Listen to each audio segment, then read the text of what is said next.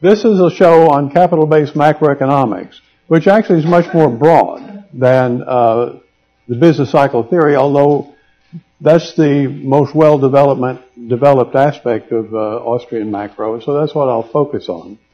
I use the term capital-based macro, although for this crowd, don't tell anybody, it's Austrian macroeconomics, okay? That's what it is. I've learned in dealing with mainstream people that you're better off calling it capital-based. It suggests the subject matter, and it keeps people from asking about Australia or suggesting that the theory only applies in the country of Austria. So, capital-based macroeconomics. You heard in the very first lecture yesterday evening something about the Austrian school, and here what I want to do is set out the elements of capital-based macro. There's just a little preview, a little overview, so you can see where we're going. And if any of you have had any economics at all in college, and I think most of you have, these elements look fairly familiar. A production possibilities frontier, that's the first thing in almost any principles level textbook. It shows that there are trade-offs, and we'll look at a very important trade-off in this lecture. Loanable funds market, that's just the market that transfers savings into the hands of investors. Savings is a supply of loanable funds. Investment represents the demand on the part of the business community for those same loanable funds. The one element that's unique to the Austrians is the structure of production. It's a temporal structure, a sequence of stages where the output of one stage feeds in as input to the next. That's absolutely unique to the Austrian theory, certainly as applied to macroeconomic phenomenon. More about that later. Labor markets, you know what that looks like, supply and demand of labor.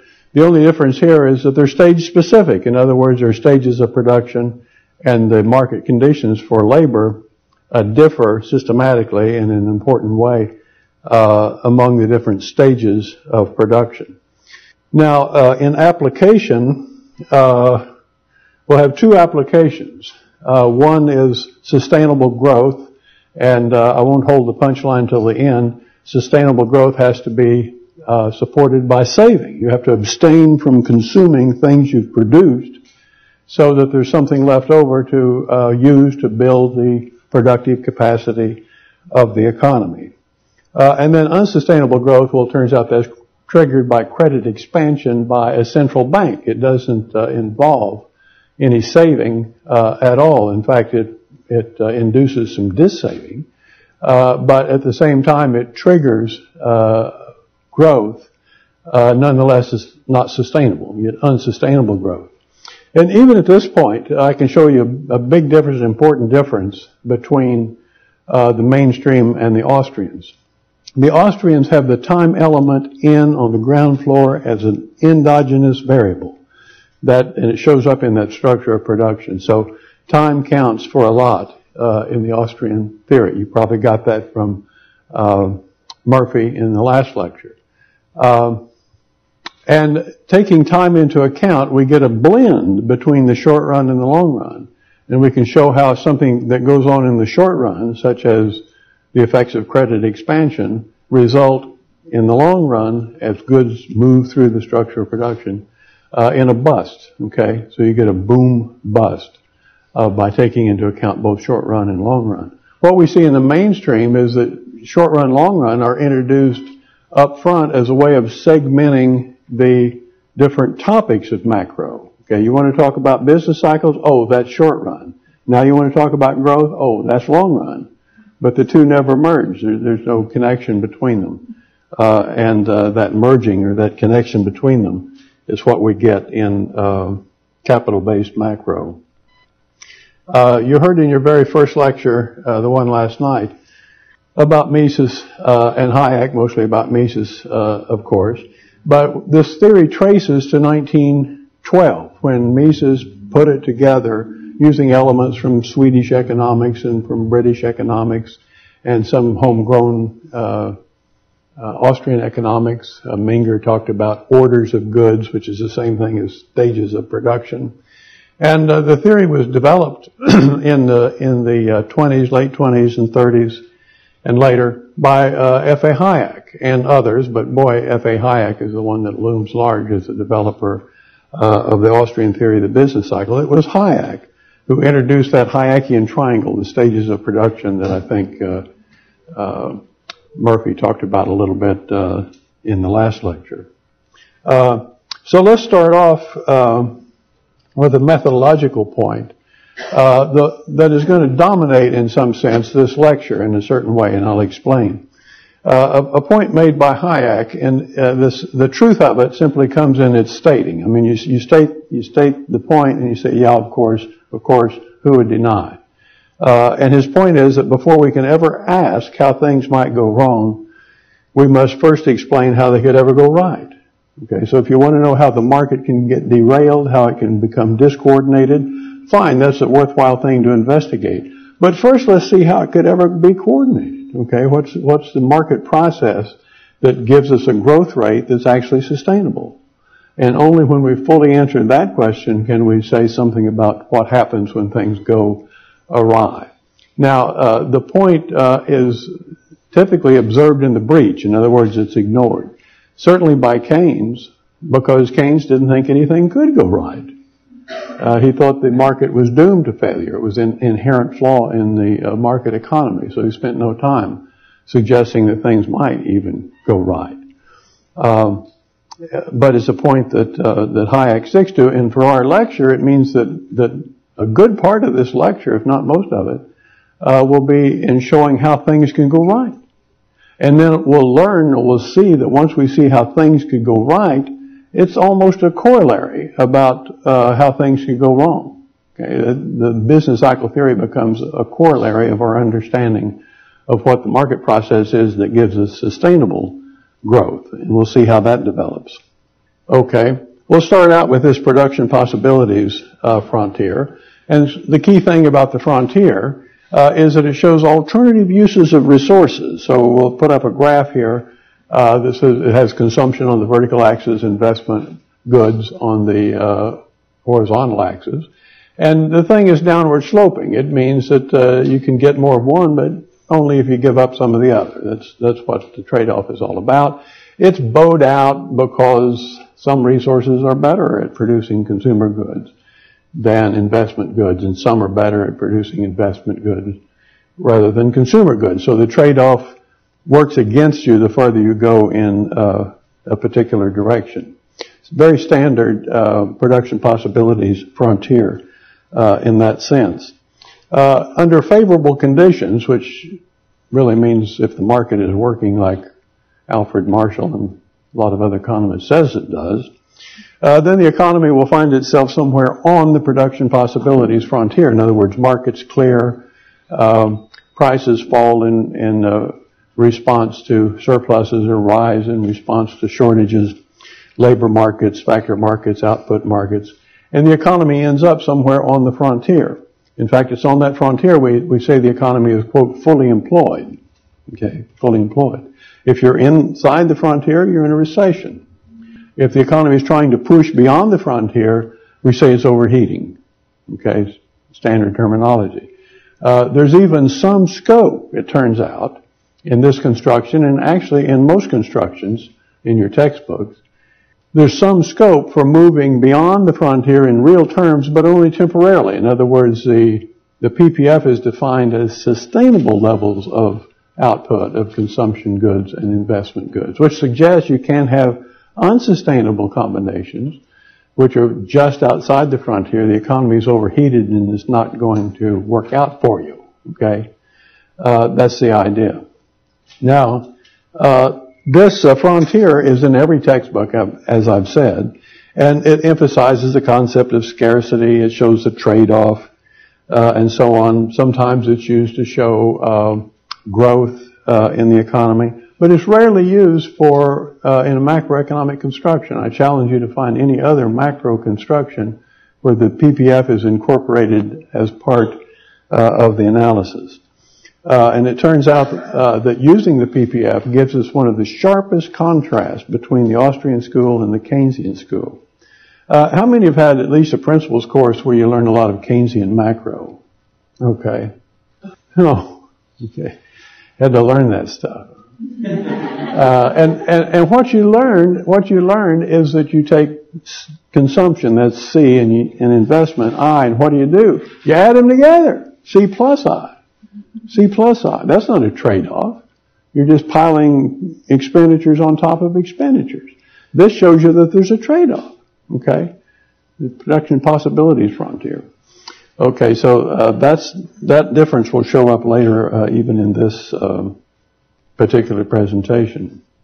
When we talk about investment in this construction, and most constructions for that matter, it's gross investment, which entails replacement capital plus some new capital. Okay, we're replacing obsolete capital, replacing worn out capital, and producing some new capital as well. Typically, in a healthy market economy, there will be investment in excess of what it takes to just replace what's worn out. So we can represent replacement capital as some lesser amount, okay, than growth capital, which means that the difference is net investment. Okay, that's increased productive capacity of the economy. And if you have increased capacity of the economy, it means the next year that PPF will be out a little further, and the trade-off won't be quite so severe. You can have both more consumption and investment next year and the next and the next, because we have net investment. The economy is growing. Okay, that's what this tells you. Positive net investment means the economy is growing, and and this kind of growth is sustainable growth. Okay, that's because we've got actual investment going on, and if you doubt what I'm saying, we can watch it. It says, watch the economy grow. Okay? Listen to the economy grow. Okay? It grows. You don't find that in your textbook. Okay? And we got 4 periods that shows that consumption as well as saving, investment, they're all increasing from period to period. The actual rate depends on a lot of factors. It depends, for instance, on how much replacement capital is necessary, because that increases too at some possibly nonlinear rate. And it also is affected by the fact that the more wealthy the economy is, the greater percentage that people tend to save. That's not a necessary condition, but it's quite possible that it works out that way. So all you need to see here is that you can have sustainable growth if you actually have some net investment. Now, what the Austrians pay attention to, as opposed to the Keynesians, or the monetarists for that matter, I'll say something about monetarism in a subsequent lecture, but you see, where Keynes adds C and I together, the monetarists just lump it all into a single aggregate and they call it Q, that's output. So they don't worry about what goes on within the output aggregate. The Austrians do worry about it, and they show it. That's why they show it on the PPF. Importantly, a change in saving preferences, which provokes a movement along the PPF, affects the rate at which the PPF expands outward. All right? So if we have some initial savings, and you'll hear this mentioned as a decrease in time preferences, more future orientation, cut back on current consumption, save up for the future. Okay? That suggests a movement along the PPF. All right?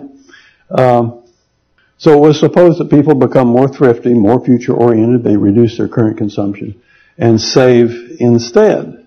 All right? So watch the movement along the frontier. We'll see if we can get this. It goes, okay? You move along the frontier, and what do you got? Now you've got an economy that's going to grow faster because we've traded off some current consumption for investment. With the increased saving, the economy grows. I just said that, okay? So watch the economy grow. Now it's growing faster. It's going out further each period. Look at it, okay? And increased thriftiness makes the difference. We can even compare our initial growth to the current growth, to the higher growth, And we can see that thriftiness makes a difference. So without the initial increase, the economy, look at the left side, increases, but at a moderate rate, not a big deal. But with the initial increase, consumption first decreases, but then the economy grows faster. So it goes like that, okay? And after just 4 periods, it turns out that the level of consumption is actually higher than it was before. You know, this is what your parents tell you. You need to save, okay? Save up for your future. In the Austrian school, we don't really think in terms of just saving per se. We think in terms of saving up for something. Sometimes in the book, I didn't beat a dead horse on this one, but I use SUFS, save up for something. People don't save. It's not fun to save. Okay, they save up for something, which means they're going to consume more in the future. That's what it's all about. Okay. Now, this production possibilities frontier, that term possibilities is key. It should be possible to move along the possibilities frontier. If it's not, we've got the wrong name for the frontier. Okay, it ought to be possible to move along it. But what we want to go for now is how can this possibility be turned into an actuality in a market economy, okay? And it turns out the key price that keeps the market on track, that keeps the economy growing at the right rate, one that's consistent with people's intertemporal preferences, time preferences, saving preferences. The key price is the interest rate, all right? And in this particular show, in fact, in all my shows and in the book, it turns out that I abstract from a lot of other things that goes into the interest rate. There's considerations of risk, and uncertainty, even maturity structure, how long is the loan made, and that sort of thing. We're going to abstract from those things and just look at movements in the interest rate. And so now I go to the market for loanable funds. And that market is just supply and demand. So you have both saving, that's the supply of loanable funds, and investment on the horizontal axis. The rate of interest on the vertical axis. Saving constitutes the supply of loanable funds, and I need to qualify that in this macro construction because this is the savings that we collectively as income earners make available to the investment community. Okay, if you need to stand up to see something, please do. I know there's a problem in that way. Saving in this diagram is net of consumer loans. In other words, you and I could make incomes. You might spend some of yours and save some. I might spend all of mine and need some more, and I borrow it from you. It's a consumer loan. But then the issue is how much do all of us collectively make available to the business community? And that's this saving curve, okay? Saving of loanable funds available to the business community. The demand, of course, is the business community's willingness to pay interest and borrow those loanable funds. If markets work like Alfred Marshall said they do, as supply and demand, you get market clearing. You get a market interest rate where the amount of saving is equal to the amount of investment. Or put it the other way, where the investment undertaken is limited by the actual saving that's being undertaken. And that's key. That has to hold in order for the growth to be sustainable.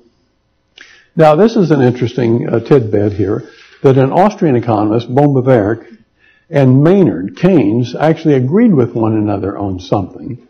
And that is that this interest rate we're talking about is a very broadly conceived interest rate. It's the rate that you can exchange present goods for future goods, generally, in financial markets everywhere, okay?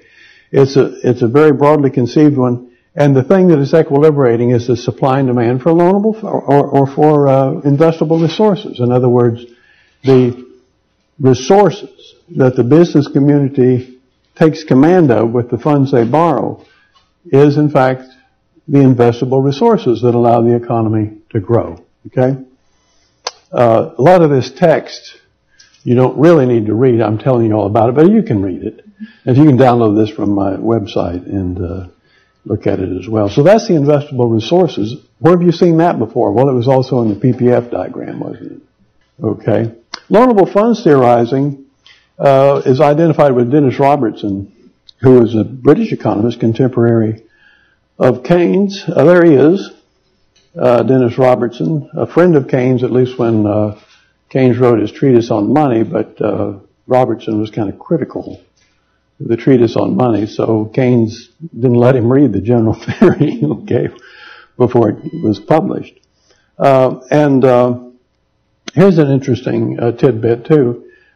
This diagram, in a particular application that you'll see tomorrow if you come to my lecture, or Wednesday, I think it is, this particular diagram is the one and only diagram in the whole general theory. You might think that if you checked out Keynes's general theory and thumbed through it, you'd see all sorts of graphs. You don't. You see 0 graphs except this diagram. And it was put in at the suggestion of Roy Harrod, who read the book in manuscript. And he said, gee, Maynard, it looks to me like you're throwing out the whole loanable funds theory, the whole loanable funds market. And Maynard says, right, it's out of here. He said it in a British way, of course, not a Southern way, but yes, it's out of here. And Harrod said, well, if that's what you're doing, you really better make it clear to the reader because your reader won't believe you.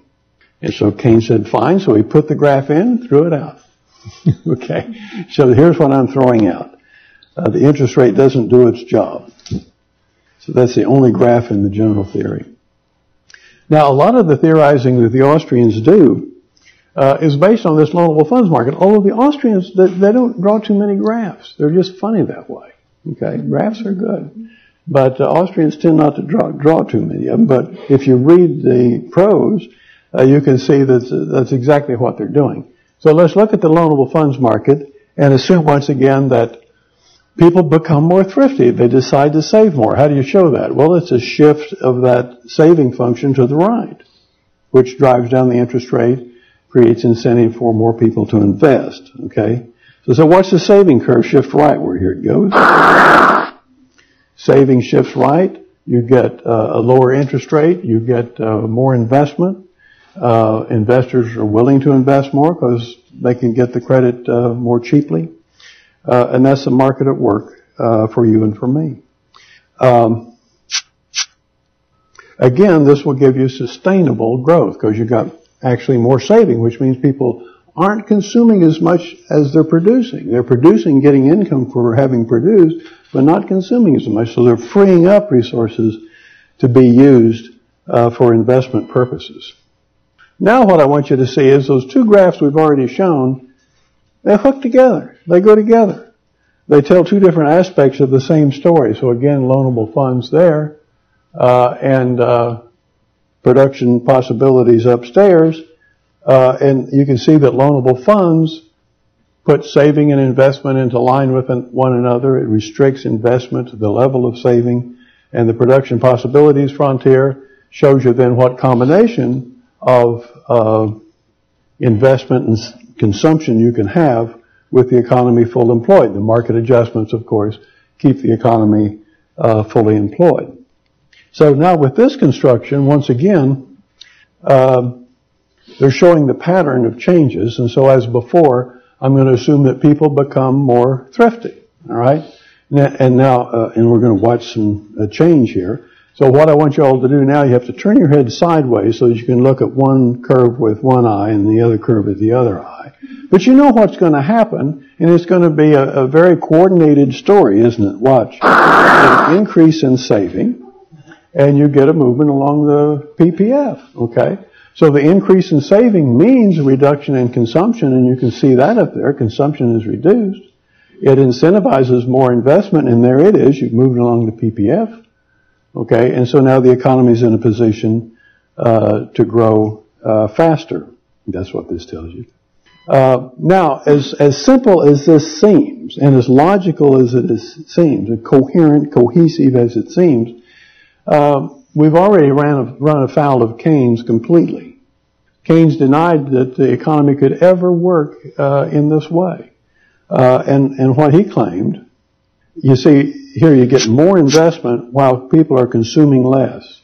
All right, which is only to recognize that you can move along the PPF. And of course, if you move along it, you're going to get more of one thing and less of another. You get opposing movements. But according to Keynes, and you remember from your textbook, if people save more, that means they cut back on consumption. Yeah, that's what saving more means.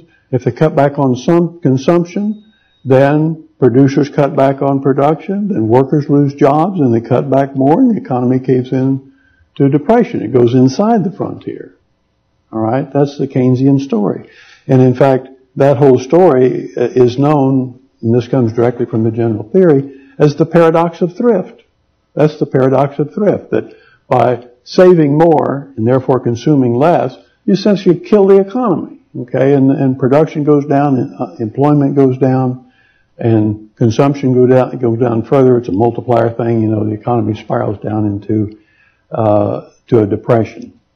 Now, it turns out that Keynes' argument is correct, but only in a very limited way. It's correct as it applies to late-stage production, as it applies to maintaining inventories, for instance, at retail. So, in other words, if consumers quit going into Walmart and Harrods and other places as much as they were before, then those stores don't need as many stock people. They don't need to maintain as much inventories. Delivery trucks don't have to make as many trips to those stores. Things start going down. Okay, things start going down. But just as surely, and this is what Keynes neglects, there's an interest rate effect, which he's already ruled out because he threw out the loanable funds market. And if the interest rate is lower, which it is, if people save more, it drives interest rates down. That means long-term investment is more profitable. Investment for the future is more profitable. And it's more profitable really for two reasons. It's more profitable because credit's cheaper, you can borrow and invest. And it's more profitable because people are going to have more purchasing power in the future because now they're saving. Okay, if they're saving up for something, the entrepreneur who can best estimate what it is they want to buy is going to be making a lot of profits. Okay, and that's the way the market works. So long-term or early-stage investments actually are boosted.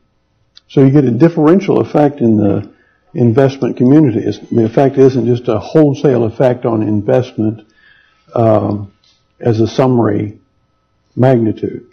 But to see that differential effect, that's when you need the Hayekian triangle, the stages of production. So let's look at that, the structure of production. Capital-based macro disaggregates production temporally along a timeline, okay? Early stage, late stage. For pedagogical reasons, we can make it a sequence of, say, 5 stages. I think we say that here. There they are. And we'll array them left to right, okay, to get stages of production. It's a triangle because you start out, you know, in the early stages, you don't have much to work with. You just got started. That's a process that has an output that feeds into the next stage. They start with something a little more substantial, and they work with that, and it goes into the next stage, and so on. In fact, even the textbooks tell homely stories about wheat farmers and processors and millers and bakers and grocers and so on. There's stages of production all through the economy, one stage feeding into another. There's an early stage represented there by product development. Okay? Look at that guy. He looks pretty determined. And he's cooking up something, but it's not going to be ready for the market for a good while. He's not going to get any revenues for a good while. But he can borrow cheaply, or if he can borrow cheaply enough, he can make it pay. Late stage, well, that's retail inventories. This guy's pretty much got it knocked. Okay? He needs some customers, but that would be a late stage. And the point is that the interest rate works differentially on those stages. So, just as a matter of pedagogy, we've got 5 stages. And these stages, you see, there's 2 conceptions.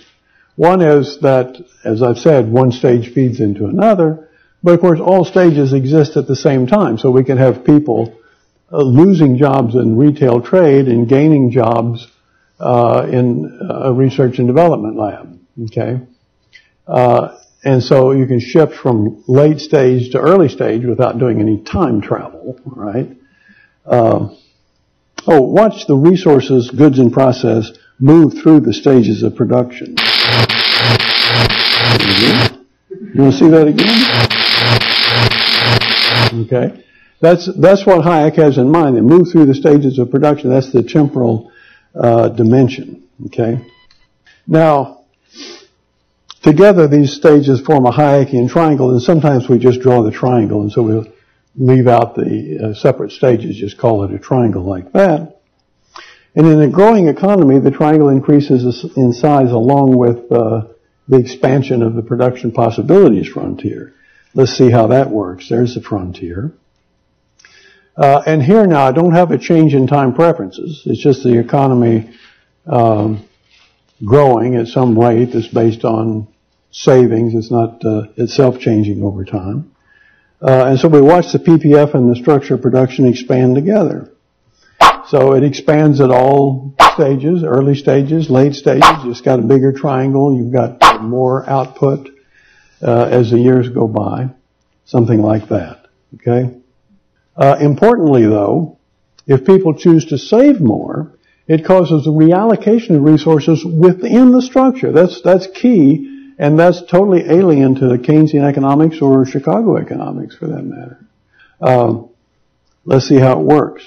There's two conflicting market signals, seemingly conflicting if you just talk about a magnitude called investment. But the decrease in consumption dampens the demand for investment goods that are in close proximity, temporal proximity, with consumable output. Yeah, we got that. This is called the derived demand effect. It's in Alfred Marshall. But the reduced interest rates, which means lower borrowing costs, stimulates the demand for investment goods that are temporally remote from the consumable output. This is the time discount or interest rate effect. Okay? So these two effects are in conflict only if we think of investment as a simple aggregate, as in Keynes's C plus I plus G. Okay? You have to disaggregate I to see this effect. And that's why we call this capital-based macro. We're looking at that triangle, we're disaggregating until we can see the relevant market mechanisms. It's conceived as a structure. Changes in the demand for investment can add differentially to or subtract differentially from the several stages of production. In fact, Keynes, of course, was criticized by Hayek for precisely those things. And this is a quote from Hayek. Mr. Keynes's aggregates conceal the most fundamental mechanisms of change. If he's going to theorize just in terms of investment, he's going to miss the market process that gets fouled up in an artificial boom. Okay? So again, let's look at increased saving and see how these two effects work. Again, the derived demand effect and the time discount effect. It says, watch the structure of production respond to an increase in saving, and you know what's going to happen. Resources have to come out of those late stages and go into the early stages. Pull the trigger here, and that's what happens. There they go. Okay? That's, again, the market at work, responding to both the derived demand effect and, I think I had no, didn't have it there. So increased saving has both an effect on magnitude of the aggregate and the temporal pattern. Yeah, here's what I was thinking. Watch the economy respond, and here I've got the two graphs in play. And so you can see, yes, there's more investment. There it is. But that investment is differentially added.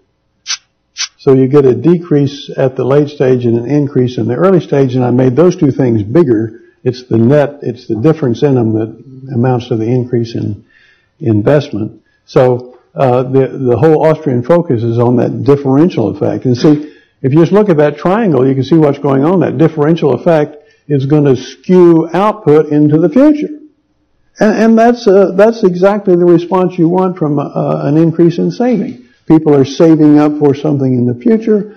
That preference gets translated into the market to production process that's aimed at output that's available only in the more remote future. Okay?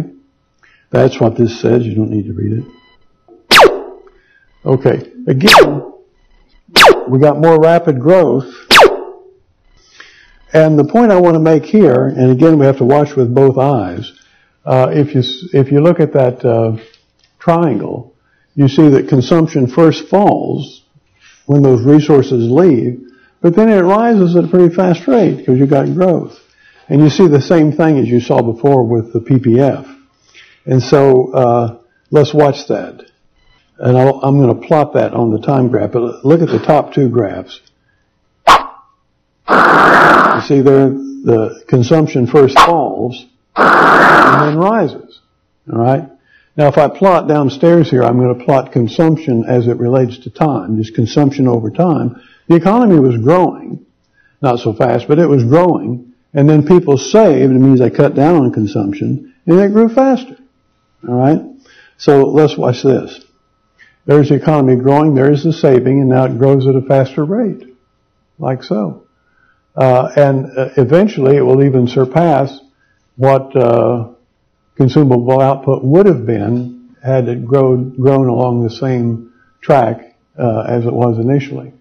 And here what allows you to see is that the change in time preference implies an intertemporal trade-off. See, people are giving up consumption in the near future, that's the cross-hatched area down there, and are getting in return even more consumption in the more remote future. Again, that's what saving's all about, and that's how the market tailors production to people's preferences. Okay. Now, very quickly, I'm going to look at labor markets, if only to show you that it just won't do, as Keynes tries to do, to track the labor market. Okay, the labor market. No, the labor markets behave differentially depending on what stage of production they're in. And so here, instead of drawing pictures about research and development, or about maintaining inventories at retail, we draw supply and demand for those things. And we're able to show how those supplies and demands change differentially. In the late stages, the derived demand dominates. That means if people cut back on consumption, then the demand for output from the late stages will fall. It'll shift left. In the early stages, if the interest rate's low, the interest rate effect dominates and the demand for investable resources increases. Okay? That's what this tells you. And again, watch, and you know what's going to happen. You can see the resources go to the early stages. This is an increase in saving. And if you look at the labor markets, you can see a decrease in the demand for labor in the late stages and an increase in the early stages. Well, that's what you would expect. Hayek even mentions what he calls a wage rate gradient. It's in the second edition of Prices and Production, and it's a graph in a footnote. Only the Austrians would put their graphs in footnotes. Marshall did that. Marshall did it too, but the Austrians hide their graphs in footnotes. But if you find the footnote and see the graph, he says there's a wage rate gradient. It means while the economy is adjusting to structurally, wages are going to be higher in the early stage, or in the early stages. That's what draws labor in that direction. And you can even see here, if I draw a line from those two wage rates, you can see the wages are higher in the early stages. Labor is going that way to beef up the early stages and aim for more future production. Okay. Now, just a summary diagram where I've got all of the elements, and I just put them all up there. You need about 4 eyes or 5 to see all this. Okay. But that's the whole framework, and you know it's all very logical now. If I pull the trigger to show the effect of an increase in saving, you can see the market at work for you. This is what Hayek meant when he says before you can figure out what's gone wrong, you have to figure out how things could ever go right. Well, let me pull the trigger, and I think all of you can anticipate exactly what's going to happen. People become more thrifty. There it goes, okay? Get an increase in saving, moving along the frontier, shift of resources to the early stage as brought about by changes in the labor market, the wage rate gradient, okay? That's the story. Now, I put this, now we're going to shift to how things can go wrong, you see, and I've still got 16 or 18 minutes to tell you how things can go wrong. And I take this quote from Steve Hanke just because he looks much more stern than I do. I hope he does. And you might believe him more than you believe me. But truth is, he's getting this out of time and money. Okay? So look what he says. He wrote this in Forbes. With interest rates artificially low, consumers reduce saving in favor of consumption. See, they go the other way. And entrepreneurs increase the rate of investment spending. Well, boy, that's fouling things up. And then you have an imbalance between saving and investment. You have an economy on an unsustainable growth path. This, in a nutshell, is the lesson of the Austrian critique of central banking developed in the 20s and 30s. That's really a good way of stating the problem. In other words, the interest rate needs to tell the truth about how much savings there are. If the interest rate is not telling the truth, you get less saving and more investment, and that's not going to last. That's unsustainable. A quote from Hayek that comes from an interview and shows that he still held on to this theory even in his late years. There are a lot of people say, oh, well, Hayek threw his own theory out in his late years. Not so. This is a transcription of an interview, so it's syntactically challenged, but let's read it anyhow. Booms have always appeared with a great increase in investment, a large part of which has proven erroneous, mistaken. That, of course, suggests that the supply of capital was made apparent, which wasn't actually existing. The whole combination of a stimulus to investment on a large scale followed by a period of acute scarcity of capital is consistent with the idea that there's been misdirection due to monetary influences, and that general schema I still believe is correct. In other words, if the interest rate is distorted by the central bank, then that whole process is derailed. And you get a boom that's not sustainable, ends in a bust, which makes this business cycle thing almost a corollary, just a direct corollary of the sustainable growth. So increases in the supply of money. See, here's the key. Money comes in through credit markets. Money is lent into existence and therefore affects, in the first instance, the interest rate. New money masquerades as savings. So in other words, it increases the supply of loanable funds, but doesn't actually increase saving. Nobody's abstained from consuming. Nobody's freed up resources. But the central bank has created money and pumped it out through credit markets. So here I want you to see that even though the graphic looks very similar, the story is totally different because it's not just a matter of millions of people interacting with one another in a market. It's a matter of certain key policy individuals doing something to the economy. Well, I won't name names, okay? But now when you watch this, it's not really a shift. It's a padding of the supply of loanable funds, like that. And you can see what's happened. You get a double disequilibrium. You get a shift of the supply. And of course, the difference is that temporarily at least, it's made up by the central bank,